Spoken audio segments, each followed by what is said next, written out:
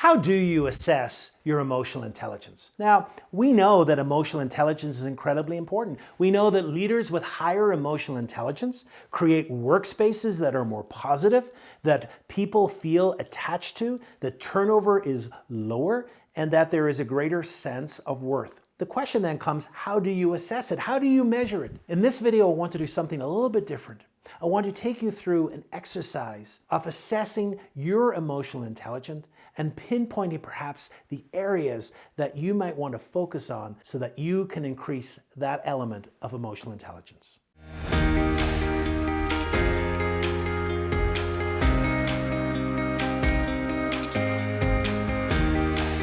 We know that emotional intelligence is important, but critically important as well is an accurate assessment of that emotional intelligence. How do you measure emotional intelligence? Join me in this video. We're going to look at the two main ways of doing that.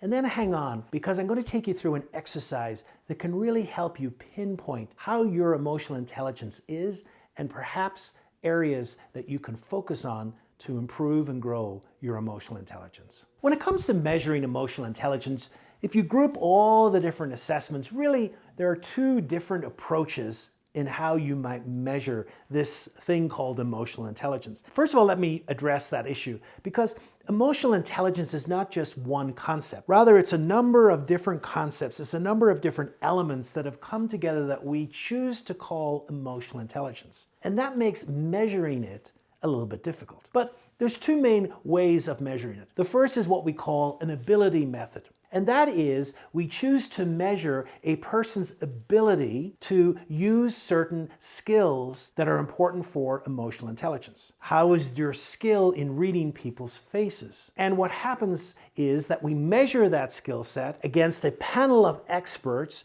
who have come to say this is correct, and then a score is given. One of the most popular assessments for emotional intelligence is the Mesquite, and that is really based on an ability model. The second way of measuring emotional intelligence is the trait method, and this really depends on self-report and self-awareness and self-reflection questions. Of course, the problem here is that it depends on good self-awareness. And we know that sometimes people's awareness of their emotional intelligence is not the best. I think the problem with both of these is that at the moment, there is no good one method for measuring emotional intelligence. Indeed, many people think that we have to measure multiple things to really get a true picture of a person's emotional intelligence. I do many different assessments with the people that I work with. My favorite assessment at the moment is EQ in action. What I like about that is that it shows a series of videos based in the workplace, and it asks us to respond to an emotional situation in the moment that induces stress to measure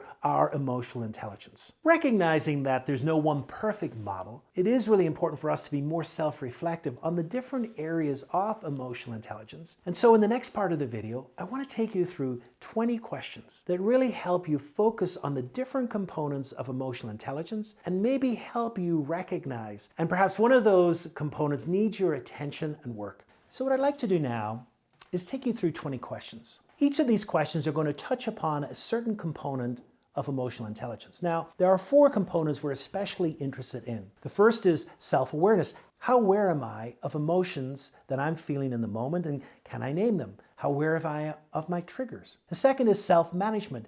Do I have go-to techniques to regulate my emotions in the moment? The third is social awareness. How aware am I of the emotional life of other people around me? And then finally, relationship management. How am I able to manage the different relations? So what I'm going to do is go through each question. I'll point to the area of emotional intelligence that question's from. And perhaps you might want to write down the question or just to watch this video again and give yourself some time to reflect upon each one and perhaps score yourself on a scale of 0 to 5, 0 meaning needs a lot of work, and 5 meaning that I think I am highly skilled in this attribute. So let's begin. Question number 1. I can recognize my emotions as I experience them. Now, what's great about this question is it's to do with self-awareness. How aware am I that as emotions arise within me, that I recognize them and that I'm able to name them? The second question is, people tell me I'm an excellent listener. You know, listening skill is an incredible combination of a few of the different emotional skills. It takes self-awareness, self-management, relationship.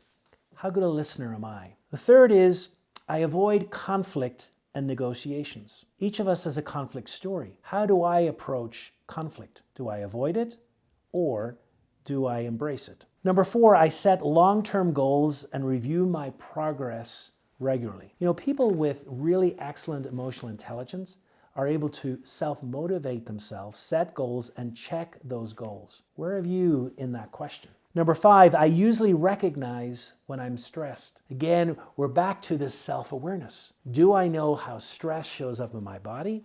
And am I able to feel the signs, both the physiological signs and also the trigger signs that I've been stressed? Number 6, I take fresh perspectives and risks in my thinking. How able am I to put myself forward? How able am I to take risk? Number 7, I see setbacks as due to manageable circumstances rather than a personal flaw. Again, this is getting to the ability to be more resilient, the ability to come back from setback, the ability to put oneself forward. Emotionally intelligent people are able to recover quickly and to put themselves out. Number 8, I find it difficult to read the emotional cues of others. This gets into social awareness. Everyone gives off facial signals, facial expressions, body language around the emotions that they're feeling. How able am I to read those emotional cues from others? Number 9, I know how to calm myself down when I feel anxious or upset. Here we're moving to self-management. When I am anxious or upset, do I have go-to tools that I can use that quickly help me get over the triggering event and to calm down? Number 10, I find it hard to focus on something over the long term. What's important here is the ability to motivate ourselves, to move towards a self-directed goal, and to have check-ins on how we're doing as we approach that goal. Number 11, I find it easy to build rapport with others. Here we move into that relationship management. How easy is it for me to build rapport? How easy is it for me to develop relationships with others? Because rapport building is one of the elements of excellent emotional intelligence. I can consciously alter my frame of mind or mood. This goes back into the self-awareness and the self-management. When I find myself in a certain emotion or mood, how can I alter that? Can I reframe it? Can I move myself easily, or do I find myself stuck? Number 13, I can easily see things from another person's point of view. This goes to empathy. Can I put the other person's shoes on? Can I see where they are coming from? Is it easy for me to see differing points of view? Number 14, I really fly off the handle at other people. This goes to self-management. There are times when all of us get angry, but does anger control us? Do we find ourselves having regrettable episodes of having behaviors we would rather not? Or are we able to manage that anger and be more productive in that anger? Number 15, I'm always able to motivate myself to do difficult tasks. All of us have difficult tasks, but it's this ability to motivate ourselves to accomplish those tasks and not to put them off. Motivation as well is one of the key components of emotional intelligence. Number 17, I maintain a good sense of humor. At times with all the tension, at times with all the stress, humor can be a way of adding positivity when there is a lot of tension in the workplace. It's also a sign of great emotional intelligence, a leader who can inject just the right amount of humor at the right time. Number 18, I can listen to others without feeling the need to interrupt. Listening requires curiosity.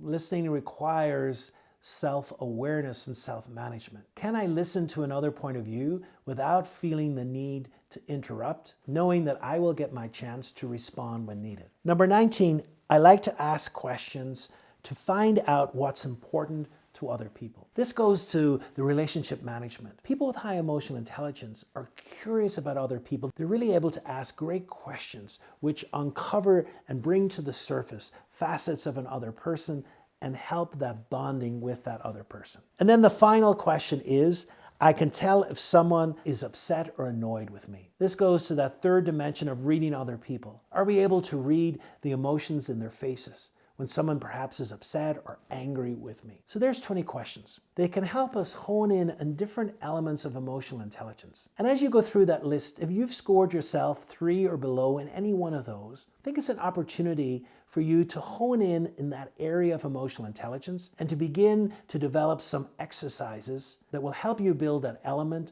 and grow and develop your emotional intelligence. So in this video, I've tried to cover how presently we're assessing emotional intelligence. And I think one thing has come to the surface is there is no perfect assessment, but hopefully also the 20 questions that I brought you through, those 20 reflection questions, are food for thought, helping you reflect where are you at your emotional intelligence journey and what areas might you have to work on.